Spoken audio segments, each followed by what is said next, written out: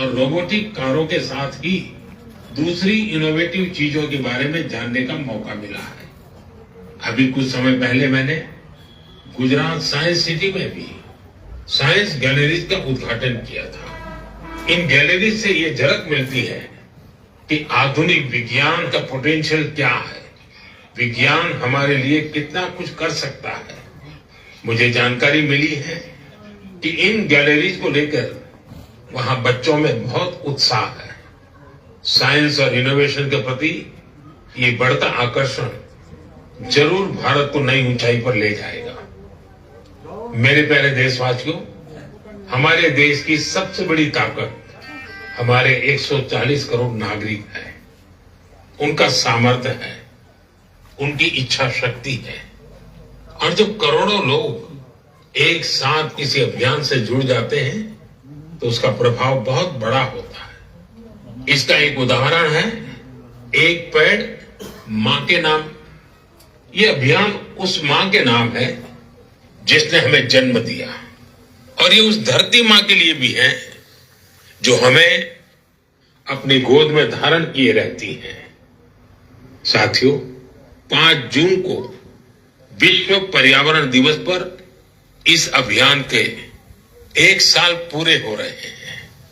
इस 1 साल में इस अभियान के तहत देश भर में मां के नाम पर 140 करोड़ से ज्यादा पेड़ लगाए गए हैं। भारत की इस पहल को देखते हुए देश के बाहर भी लोगों ने अपनी मां के नाम पर पेड़ लगाए हैं। आप भी इस अभियान का हिस्सा बने ताकि 1 साल पूरा होने पर अपनी भागीदारी पर आप गर्व कर सकें। साथियों, पेड़ों से शीतलता मिलती है, पेड़ों की छांव में गर्मी से राहत मिलती है, ये हम सब जानते हैं।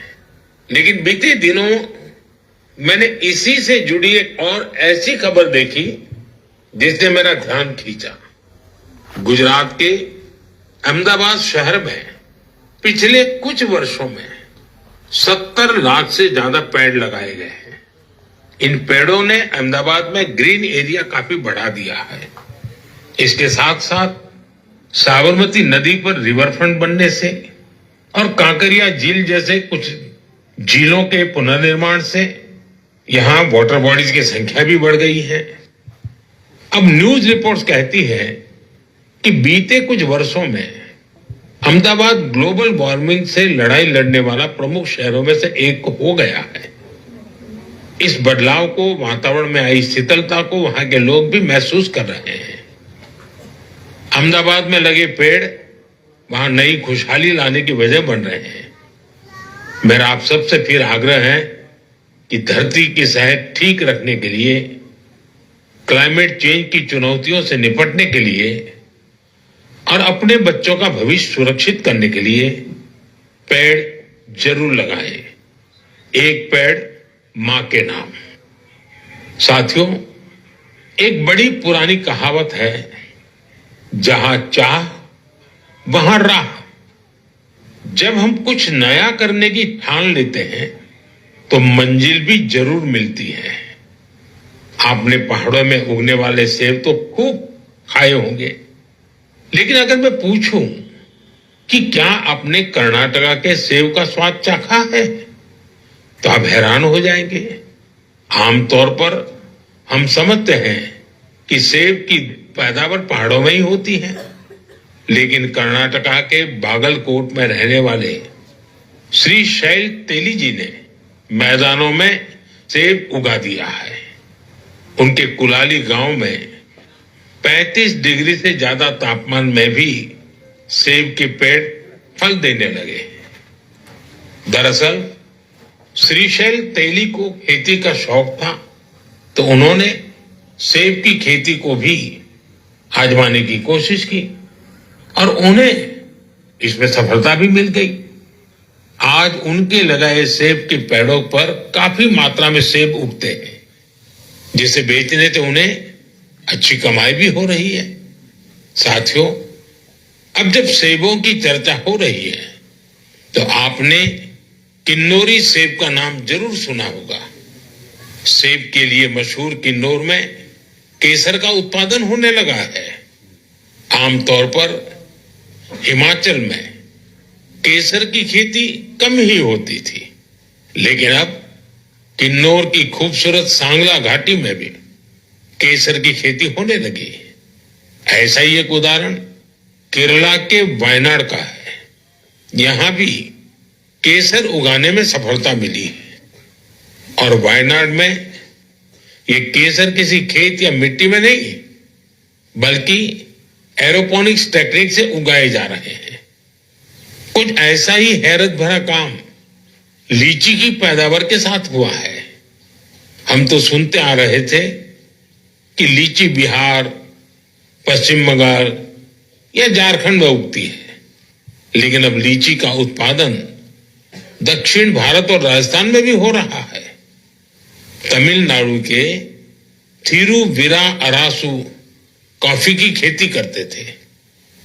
कोड़ई कनाल में उन्होंने लीची के पेड़ लगाए और उनकी 7 साल की मेहनत के बाद अब उन पेड़ों पर फल आने लगे।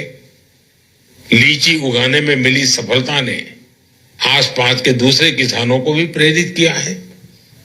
राजस्थान में जितेंद्र सिंह राणावत को लीची उगाने में सफलता मिली है। ये सभी उदाहरण बहुत प्रेरित करने वाले हैं। अगर हम कुछ नया करने का इरादा कर ले और मुश्किलों के बावजूद डटे रहें, तो असंभव को भी संभव किया जा सकता है। मेरे प्यारे देशवासियों, आज अप्रैल का आखिरी रविवार है। कुछ ही दिनों में मई का महीना शुरू हो रहा है। मैं आपको आज से करीब 108 साल पहले लेकर चलता हूं। साल 1917। अप्रैल और मई के यही 2 महीने देश में आजादी की एक अनोखी लड़ाई लड़ी जा रही थी। अंग्रेजों के अत्याचार उफान पर थे। गरीबों, वंचितों और किसानों का शोषण अमानवीय स्तर को भी पार कर चुका था। बिहार की उपजाऊ धरती पर ये अंग्रेज किसानों को नील की खेती के लिए मजबूर कर रहे थे। नील की खेती से किसानों के खेत बंजर हो रहे थे, लेकिन अंग्रेजी हुकूमत को इससे कोई मतलब नहीं था। ऐसे हालात में 1917 में गांधी जी बिहार के चंपारण पहुंचे हैं। किसानों ने गांधी जी को बताया, हमारी जमीन मर रही है, खाने के लिए अनाज नहीं मिल रहा है। लाखों किसानों की उस पीड़ा से गांधी जी के मन में एक संकल्प उठा। वहीं से चंपारण का ऐतिहासिक सत्याग्रह शुरू हुआ। चंपारण सत्याग्रह ये बापू द्वारा भारत में पहला बड़ा प्रयोग था। बापू के सत्याग्रह से पूरी अंग्रेज हुकूमत हिल गई। अंग्रेजों को नील की खेती के लिए किसानों को मजबूर करने वाले कानून को स्थगित करना पड़ा। एक ऐसी जीत थी जिसने आजादी की लड़ाई में नया विश्वास फूंका। आप सब जानते होंगे, इस सत्याग्रह में बड़ा योगदान बिहार के एक और सपूत का भी था, जो आजादी के बाद देश के पहले राष्ट्रपति बने। वो महान विभूति थे डॉक्टर राजेंद्र प्रसाद। उन्होंने चंपारण सत्याग्रह पर एक किताब भी लिखी, सत्याग्रह इन चंपारण। ये किताब हर युवा को पढ़नी चाहिए। भाइयों बहनों, अप्रैल में ही स्वतंत्रता संग्राम की लड़ाई के कई और अमिट अध्याय जुड़े हुए हैं। अप्रैल की 6 तारीख को ही गांधी जी की दांडी यात्रा संपन्न हुई थी। 12 मार्च से शुरू होकर 24 दिनों तक चली इस यात्रा ने अंग्रेजों को झकझोर कर रख दिया था।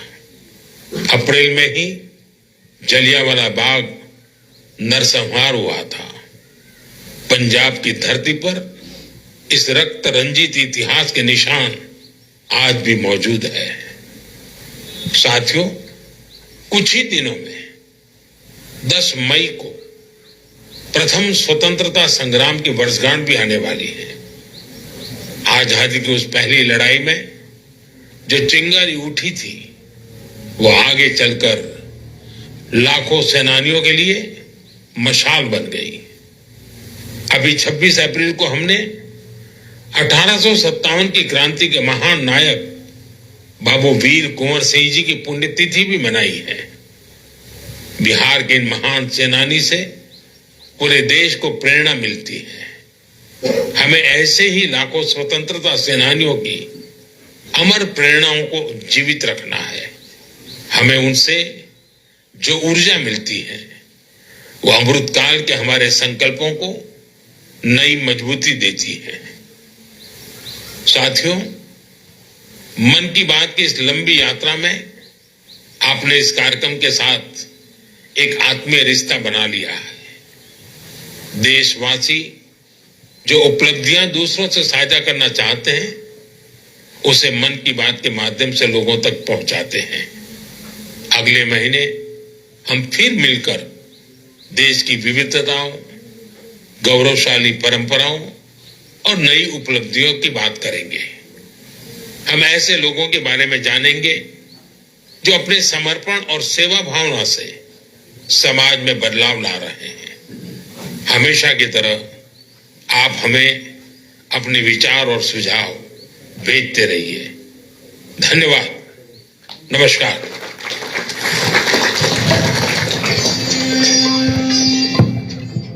जी, आप जहां पर लाइव विजुअल देख रहे थे बागा से, जहां पर श्री माता वैष्णो देवी कॉन्स्टिट्यूंसी के विधायक बलदेव राज शर्मा जहां पर मौजूद थे। माननीय प्रधानमंत्री नरेंद्र मोदी जी की मन की बात जहां पर चली थी अब खत्म हो चुकी है। अब इसके बाद जहां पर बागा में आज जनता दरबार भी लगाया जाएगा। इसके बाद जो जनता दरबार होगा उसके लाइव विजुअल दिखाने की कोशिश करेंगे। तब तक देखते रहें तारियासी टाइम्स। धन्यवाद।